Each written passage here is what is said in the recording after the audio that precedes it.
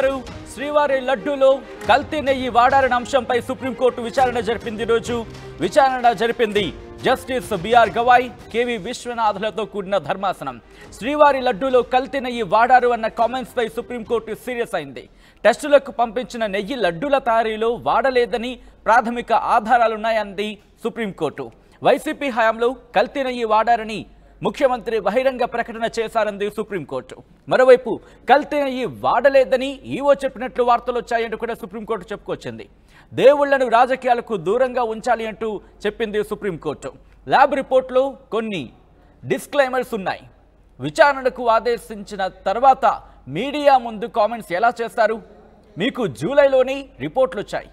September 18న పబ్లిక్గా ఆరోపణలు చేశారు.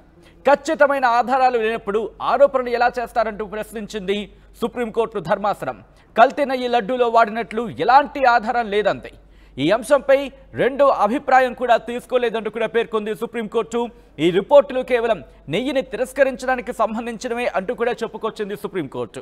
ఈ అంశంపై విచారణ అవసరమే, కానీ రాష్ట్ర ప్రభుత్వం ఏర్పాటు చేసిన సిట్ విచారణ చేయాలా లేదా అనేది ప్రశ్న అంటూ కూడా చెప్పుకొచ్చింది సుప్రీంకోర్టు ధర్మాసనం. సిబిఐ విచారణ జరపాలా లేదా అన్న అంశంపై కేంద్రం నుంచి సూచనలు తీసుకుంటామంది సుప్రీంకోర్టు. దానికి సంబంధించిన బ్రేకింగ్ న్యూస్ చూస్తున్నారు. ఈరోజు శ్రీవారి లడ్డూకి సంబంధించి లడ్డూలో కల్తీ నెయ్యి వాడారు అన్న అంశంపై సుప్రీంకోర్టులో విచారణ జరిగింది. విచారణ చేసింది జస్టిస్ బిఆర్ గవాయ్, కేవి విశ్వనాథులతో కూడిన ధర్మాసనం. శ్రీవారి లడ్డూలో కల్తీ నెయ్యి వాడారు అన్న కామెంట్స్ పై సుప్రీంకోర్టు ఆగ్రహాన్ని వ్యక్తం చేసింది. దానికి సంబంధించిన బ్రేకింగ్ న్యూస్ చూస్తున్నారు. అప్డేట్స్ అందించేందుకు మా ప్రతినిధి కృష్ణమోహన్ లైవ్ లో సిద్ధంగా ఉన్నారు. కృష్ణమోహన్, ఈరోజు జస్టిస్ బిఆర్ గవాయ్ అలాగే కేవి విశ్వనాథులతో కూడిన ధర్మాసనం విచారణ జరిపిన నేపథ్యంలో కొన్ని కీలక అంశాలను ప్రస్తావించింది. సో ఇప్పుడు సిట్ రద్దయినట్టేనా, లేకపోతే సిట్ ఎంక్వైరీకి సంబంధించి ఎటువంటి చర్చ జరుగుతోంది?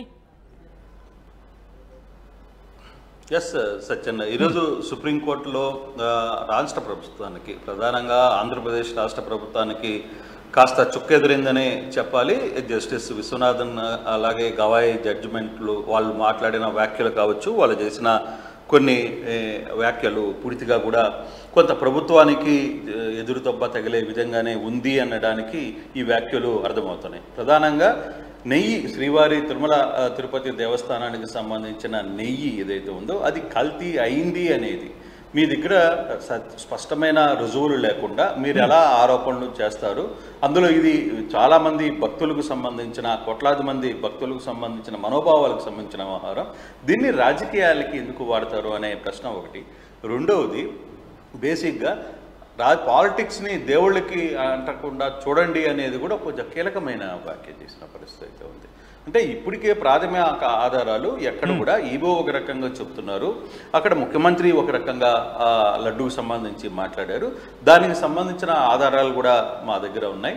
మరోవైపు ఆధారాలకు సంబంధించి కల్తీ నెయ్యికి పూర్తి స్థాయిలో మీరు దర్యాప్తు ముగియకుండానే ఒకవైపు దర్యాప్తు వేసిన తర్వాత కంటే, అంటే ఇప్పుడు ఆల్రెడీ సిట్ వేశారు కాబట్టి మీరు ఎందుకు దానికి సంబంధించిన వ్యవహారాన్ని పూర్తిగా మీడియా ముందు మాట్లాడే పరిస్థితి ఎందుకు వచ్చింది అనే అంశాన్ని కూడా సుప్రీంకోర్టు ప్రస్తావన తీసుకుని వచ్చిన పరిస్థితులు మనం చూసాం.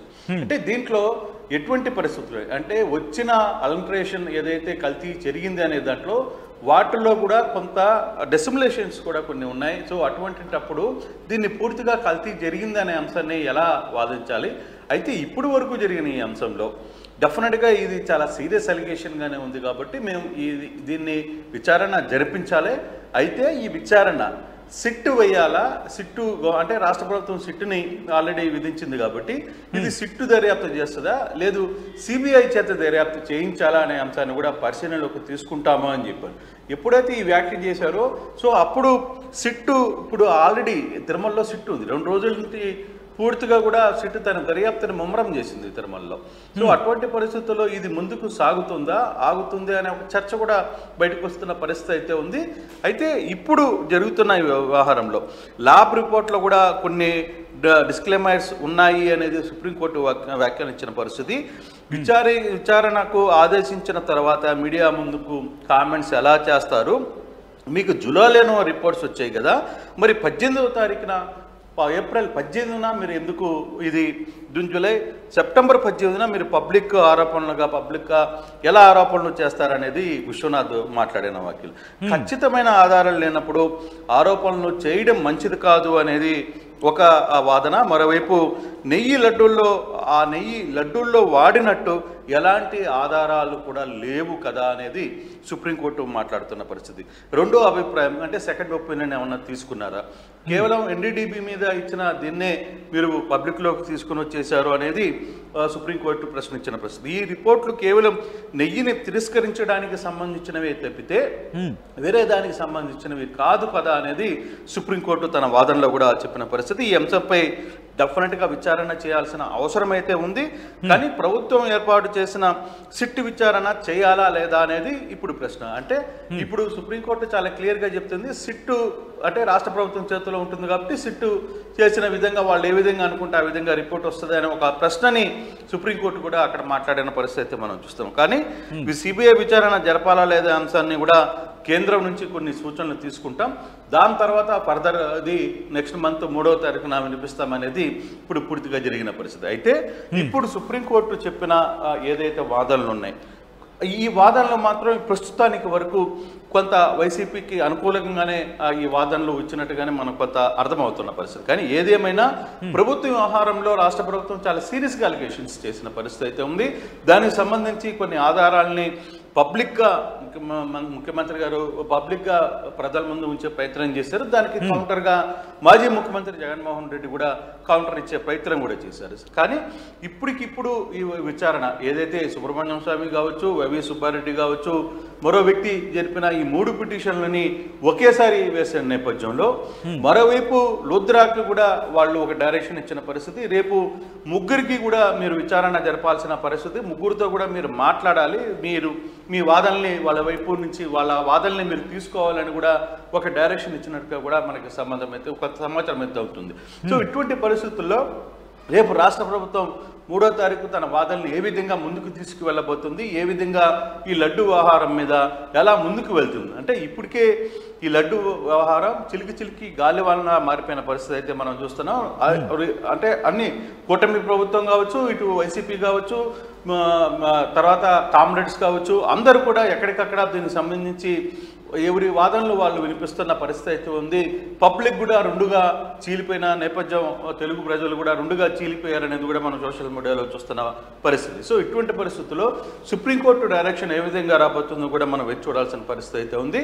అయితే ఈరోజు వాదనలు కొంత రాష్ట్ర ప్రభుత్వానికి ఇబ్బంది పెట్టే వ్యాఖ్యలే సుప్రీంకోర్టు చేసిందనేది మనకి కొంత స్పష్టంగా అర్థమవుతున్న పరిస్థితి. కానీ ఏది ఏమైనా ఈ వ్యవహారంలో ప్రభుత్వం ముందుకు ఏ విధంగా వెళ్తుంది, నిజంగా ఈ లడ్డూలను ఎక్కడ వాడారు, ఏ రోజుల్లో వాడారు, ఎంతవరకు వాడారు అనే ప్రశ్నలు కూడా రేపు డీటెయిల్గా లోపలికి పోయినప్పుడు చాలా అంశాలని వాళ్ళిద్దరి మధ్య ఆర్గ్యుమెంట్స్లో వచ్చే పరిస్థితి కూడా కనపడుతుంది. సో అటువంటి పరిస్థితుల్లో ఏ విధంగా వీళ్ళు ముందుకు వెళ్తారని కూడా చూడాల్సిన పరిస్థితి అయితే కనబడుతుంది. సత్యం, అయితే ఇక్కడ లడ్డూలో నెయ్యి వాడారా లేదా అనే అంశానికి సంబంధించి ప్రశ్నించిన నేపథ్యంలో ప్రస్తుతం దీనికి సంబంధించి ఇటు తిరుమల తిరుపతి దేవస్థానం ఎటువంటి ఆధారాన్ని చూపించబోతుంది, అటువంటి ప్రయత్నాలు ఏమైనా జరుగుతున్నాయా?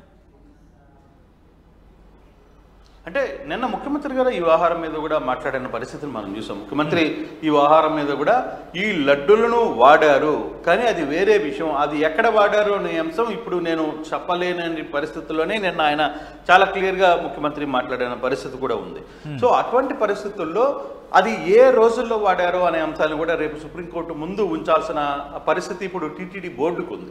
సో డెఫినెట్గా పలానా రోజున ఈ లడ్డును ఉంచారా, లేదు పలానా రోజున ఈ ఆహారాన్ని ఉంచారా అనే అంశాన్ని కూడా, ఏ లడ్డును అంటే ఏ రోజుల్లో నెయ్యిని ఎంత క్వాంటిటీలో వాడారు, లేదు ఒక రోజులో లడ్డును 1 లక్ష లడ్డును తయారు చేస్తారు, లేదు 1.5, ఇప్పుడు సాధారణంగా 3.5 లక్ష లడ్లు తయారు చేసే విభాగం తిరుమలలో ఉంది. సో అటువంటిటప్పుడు ఎంత క్వాంటిటీ లడ్లని ఏ రోజుల్లో తయారు చేశారు, ఆ తయారు చేసిన లడ్లని పబ్లిక్కి భక్తులకి అందించారా లేదా అనే అంశాలన్నీ కూడా ప్రశ్నలకు వస్తాయి. అంటే అవతల వాదనలు, ఇరు పక్షాల లాయర్లు ఇట్లాంటి ప్రశ్నలన్నీ కూడా వేసే పరిస్థితి చాలా స్పష్టంగా కనపడుతుంది.